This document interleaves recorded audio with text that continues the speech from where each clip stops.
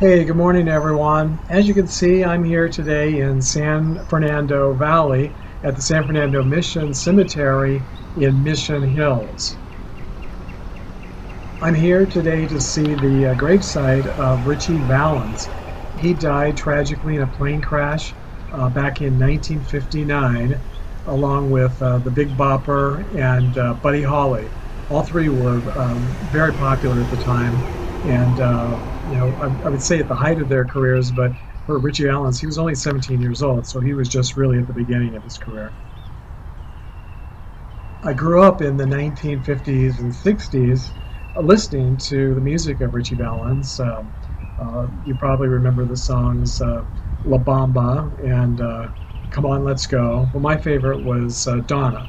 And I'm pretty sure I heard that song hundreds and hundreds of times on KRLA radio and KHJ radio stations throughout the late 50s, 60s, and later.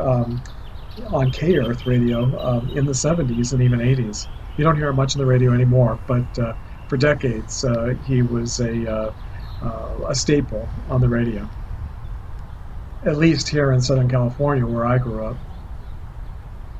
I told my mom that I was visiting his gravesite, and she told me that she saw him in concert back in, well, before he died in the late 1950s at the Monte Legion Stadium, which was a huge place for rock and roll music. One of the most popular groups of the time played there. But it was interesting because it wasn't really a concert, they were dances.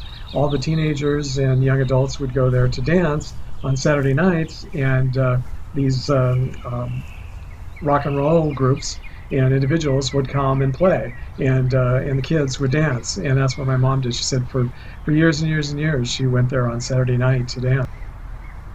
She went to El Monte High School, which just was just about a mile away from the Legion Stadium. I just can't believe that if I hadn't visited his grave, I never would have known that she had seen him live before he died. It just kind of blows me away that she attended one of his performances. Ritchie Valens has been immortalized in movies and songs and has been inducted into the Rock and Roll Hall of Fame. And even though he only lived a very, very short amount of time, he's never been forgotten, and it's not likely that he ever will be.